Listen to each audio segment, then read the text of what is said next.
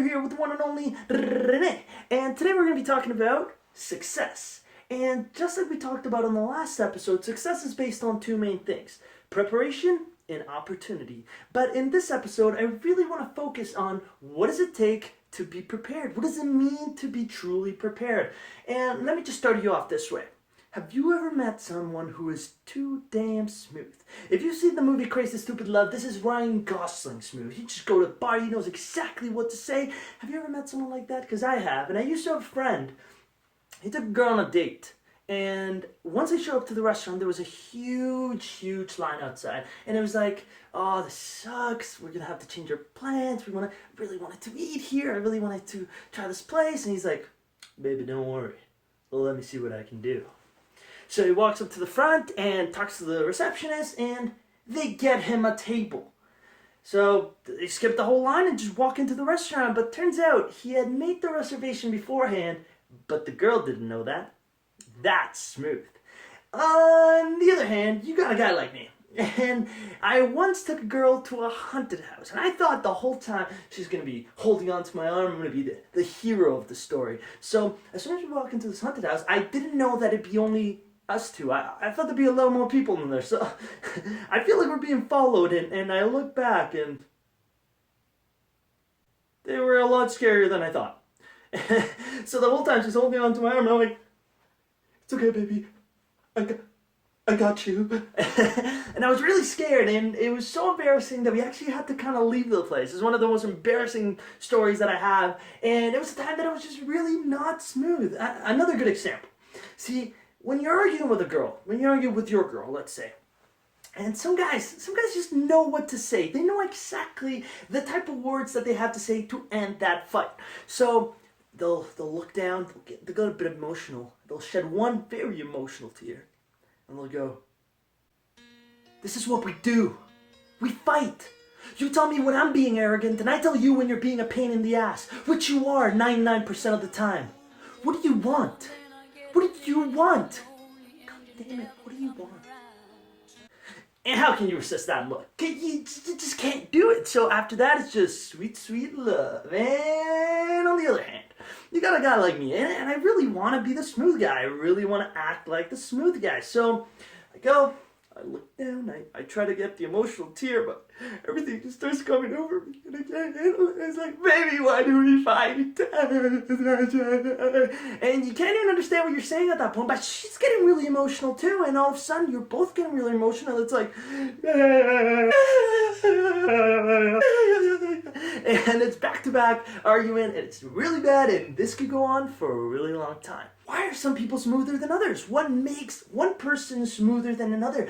And the key is, going back to the same topic, preparation. These people are prepared. My friend was prepared with with reservations to this restaurant, so that when he showed up, it was already, the outcome was success. He looked really smooth. I wasn't prepared for the haunted house to be that scary. Alright, so there's the main difference. Let me give you an example of how I got introduced to the idea of being prepared to become a bit more smooth in the way you do things. And it all started when I was in the debating society.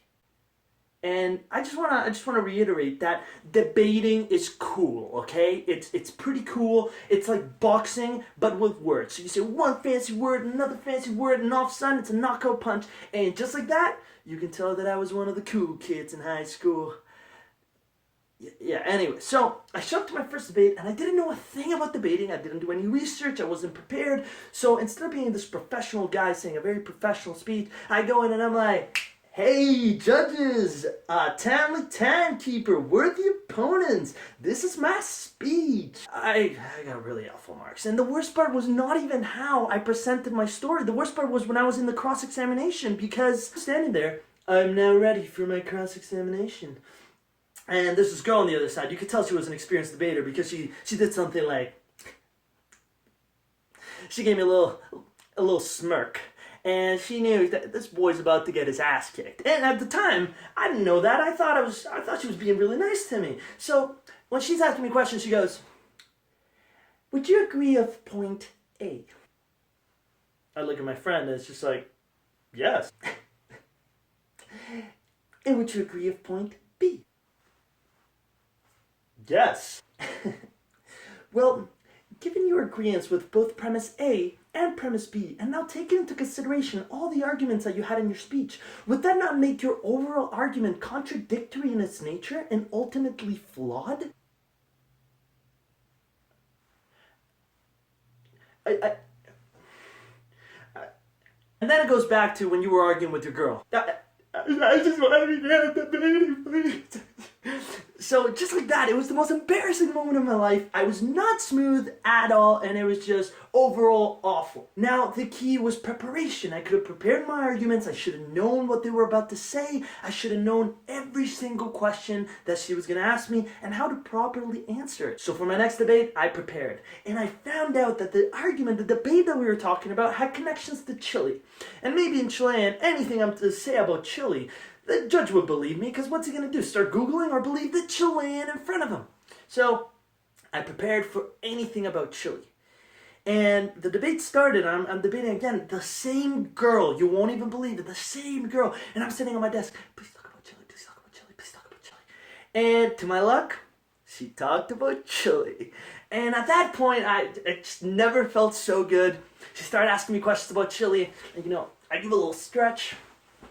If I had glasses, I would have dramatically taken them out at that point.